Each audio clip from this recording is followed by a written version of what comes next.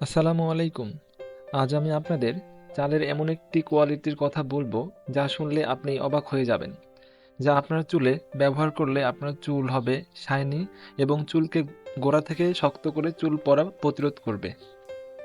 আপনার যদি চুল উস্কো-খুস্কো থাকে, চুলের গোড়া নরম, চুল পাতলা হয়ে চুলের মাথা ফেটে যায়, চুলে শ্যাম্পু করার পর জট বেঁধে যায়, চুলে প্রচুর পরিমাণে খুশকিতে ভরা, তাহলে আপনি আমার সাথেই থাকুন, ভিডিওটি আপনার জন্যই। প্রথমেই বলবো চালের ব্যবহার কিভাবে করব এবং চালের মাঝে কি কি উপাদান থাকে যা আপনার চুলের জন্য উপকারী।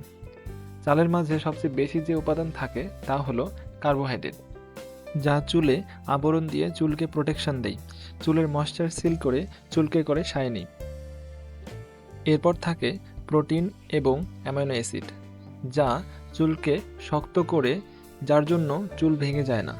যারা চুল ভাঙা সমস্যা নিয়ে ভুগছেন তাদের জন্য এটি বেশ ভালো সমাধান। এছাড়াও এটি চুলের ইলাস্টিসিটি বৃদ্ধি করে, চুলের মাথায় খণ্ড খণ্ড হতে দেয় না। এরপর থাকে ভিটামিন।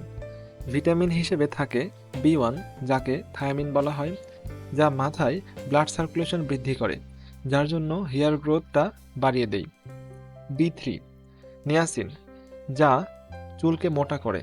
এরপর থাকে বি5, ময়েশ্চার ধরে রাখে, চুলকে উস্কো খুস্কো হতে দেয় না। তারপর থাকে ভিটামিন ই, যা অ্যান্টিঅক্সিডেন্ট হিসেবে কাজ করে। বিভিন্ন ধরনের অর্গানিক অ্যাসিডও থাকে, যেমন ল্যাকটিক অ্যাসিড, অ্যাসিটিক অ্যাসিড, যা মাথায় খুশকি হওয়া প্রতিরোধ করে।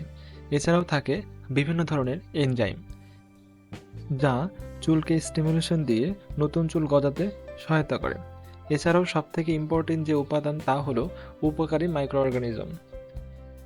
একদিন অথবা ২ দিন যদি চাল পানিতে ভিজিয়ে রাখা হয়, তাহলে সেখানে চালের ফার্মেন্টেশন হওয়ার কারণে বিভিন্ন ধরনের উপকারী মাইক্রোবস গ্রো করে। চুলের জন্য খুবই উপকারী এটি। আসুন কিভাবে করবেন তা আমরা দেখে নিই। আমার এই ভিডিওটি ২ পার্টে করতে হবে। প্রথম পার্টে দেখাবো কিভাবে তৈরি করবেন, দ্বিতীয় পার্টে বলবো কিভাবে ব্যবহার করলে আপনি সবচাইতে ভালো উপকার পাবেন।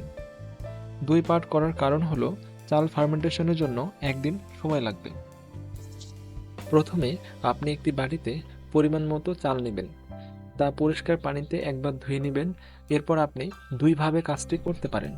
প্রথম পদ্ধতি হলো চাল ধুয়ে নেওয়ার পর তাতে ৩ গুণ পানি মেশাবেন, অর্থাৎ ১ বাটি চাল হলে ৩ বাটি পানি মিশিয়ে তা ভাত রান্নার জন্য চুলায় বসিয়ে দিবেন।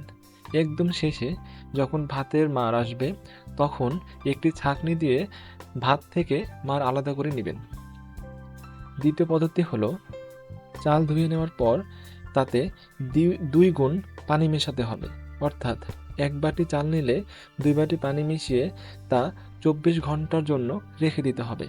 তাহলে চালে ফার্মেন্টেশন হবে এবং চালে ফার্মেন্টেশনের পর উপকারী মাইক্রোবসগুলো গ্রো করবে। এরপর আপনি এটি চুলে ব্যবহার করতে পারেন। আমার পরবর্তী ভিডিওটিতে দেখাবো কিভাবে ব্যবহার করবেন। আমি ব্যবহার করে দেখেছি দ্বিতীয় পদ্ধতি সবচেয়ে ভালো। আজ এই পর্যন্তই। দ্বিতীয় ভিডিও পর্যন্ত ভালো থাকবেন। ধন্যবাদ।